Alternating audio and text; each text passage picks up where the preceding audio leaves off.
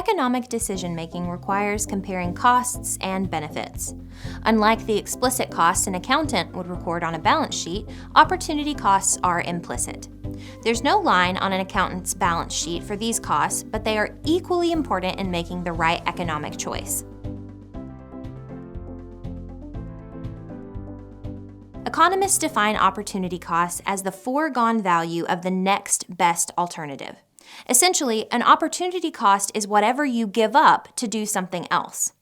If you give up your secure job making $50,000 to start your own business, your opportunity cost is $50,000 because you could be earning that much working your old job. If your new business brings you less than $50,000, then your economic profit is negative. This is true even if your business makes a $30,000 accounting profit. You made $30,000, but you would be better off at your old job making $50,000.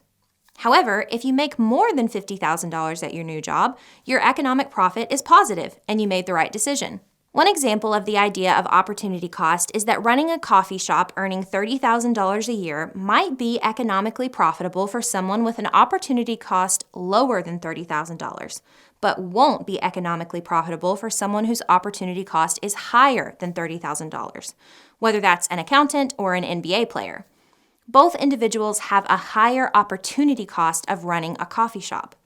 That is, people are willing to pay them significantly more to provide a different good or service, whether that's doing their taxes or shooting three-pointers. In fact, this concept of opportunity cost has been formulated into an economic law known as the law of comparative advantage.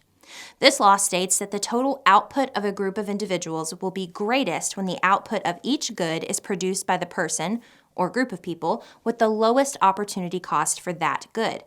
That is to say, you don't have to be the absolute best at something to be the person or group of people who should make a particular good or service. And even if you can make everything better than someone else, you still can benefit from trading with them if you have different opportunity costs. What things you should produce with your time depends on your relative ability to produce those things. Let's look at a simple example first. Suppose that two travelers, Jane and Tommy, are stranded on a deserted island. Jane, working alone all day, can either catch 4 fish or collect 10 coconuts in one day. If she spends half her time on each activity, at the end of the day she will have 2 fish and 5 coconuts. Tommy, working alone all day, can either catch 10 fish or collect 10 coconuts. If he splits his time evenly, at the end of the day, he will have 5 fish and 5 coconuts. Together, they will have 7 fish and 10 coconuts. But if they work together, they will both benefit. Tommy can catch 10 fish and Jane can collect 10 coconuts. Consider what happens if Jane trades 5 coconuts for 4 fish. Jane gets 4 fish and 5 coconuts, more food than if she worked by herself to get 2 fish and 5 coconuts. Tommy also benefits. He now gets 6 fish instead of 5 and 5 coconuts. How is this possible? It comes down to opportunity cost. Tommy's cost of collecting 1 coconut is 1 fish. That's his opportunity cost. In the time it takes him to collect 1 coconut, he could have been doing something else, namely fishing. The same thing is true for Jane. She has to stop fishing to go collect coconuts. In her case, though, she gives up 4/10 of a fish to go collect 1 coconut. Her opportunity cost is lower. If she agrees to trade with Tommy and specializes in collecting coconuts, she frees Tommy up to do the thing that he is comparatively better at. One surprising extension of the idea of opportunity cost is that if Tommy gets even better at fishing, this will benefit Jane too. Why? Getting better at fishing makes Tommy a comparatively more expensive coconut gatherer. He now has to give up more fish every time he wants to drink coconut water. And because his opportunity cost increases, he's willing to trade more fish for a coconut with Jane. Imagine that after spending a week learning the area and making some better fishing tools at night, Tommy can now gather 20 fish in a day instead of 10. His opportunity cost of collecting coconuts has increased from giving up 1 fish to collect 1 coconut to giving up 2 fish for just 1 coconut. He's now willing to trade up to 2 fish for 1 coconut. So he would be willing to trade 10 fish for 5 coconuts. Now, Jane can have 10 fish and 5 coconuts, and Tommy can have 10 fish and 5 coconuts. Both Jane and Tommy are made better off by Tommy increasing his fishing skills. This concept of comparative advantage doesn't just apply to individuals stranded on a desert island collecting fish and coconuts. It applies to any situation where individuals or groups of individuals have different opportunity costs. This means that you might hire an assistant to book travel and schedule meetings for you, even if you can do those things pretty quickly, because that frees up your time to do something more valuable. It also means you're never likely to see movie stars, NBA players, or the president mowing their own lawn. Their opportunity cost of time is too high. Think of all the things they could do with that extra time.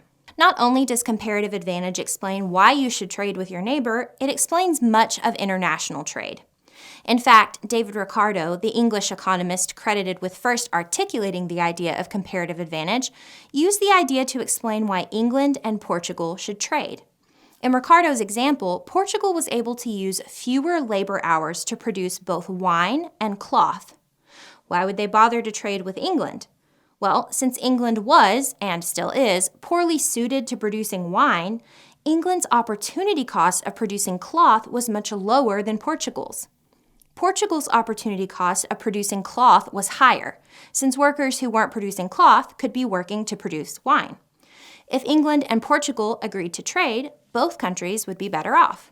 England could acquire wine more cheaply by trading cloth than growing grapes in greenhouses, and Portugal could acquire cloth more cheaply by specializing in wine and trading with England. Comparative advantage is a revolutionary idea. It says that just by changing who produces which goods, everyone can be made better off. When combined with Adam Smith's idea of the division of labor, that is, that workers can get more productive by specializing in one task, we can better understand the explosion of prosperity since the Industrial Revolution. Let's go over a few review questions now. Number 1.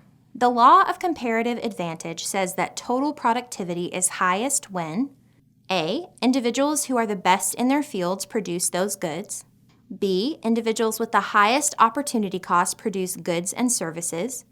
C. Individuals produce goods for which they are the lowest opportunity cost producers. Or D. Everyone is randomly assigned a specialization and will improve rapidly over time with practice.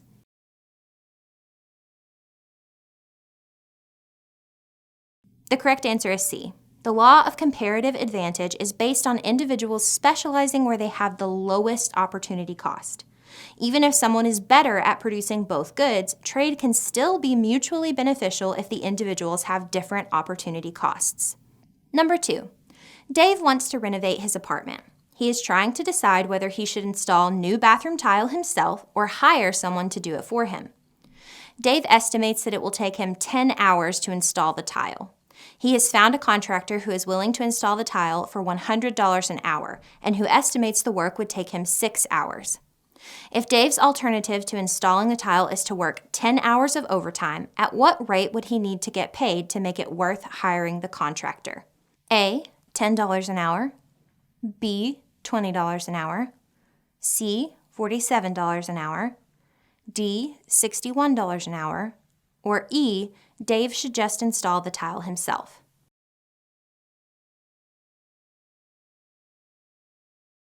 D is correct.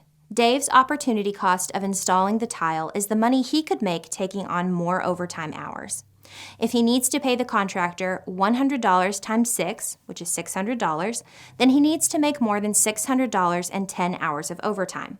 600 divided by 10 is $60 an hour. So he would need to make more than $60. D is the only possible answer. Number 3. James decided to leave his accounting job at a large firm earning $80,000 and start his own office. He rented an office for $30,000 and hired a part-time assistant for an additional $30,000. In the first year, his office brought in $120,000 in revenue. What was his economic profit? A. Negative $20,000. B. $10,000. C. $60,000. D. $120,000. Or E. None of the above.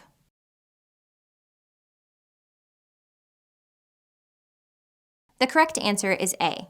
James's accounting profit is $120,000 minus $30,000 for rent, minus $30,000 for labor, which equals $60,000. But there's an opportunity cost for James to start his own firm. He could have been working somewhere else for $80,000. $60,000 minus $80,000 equals negative $20,000. That's all for now. Thanks for watching and happy studying.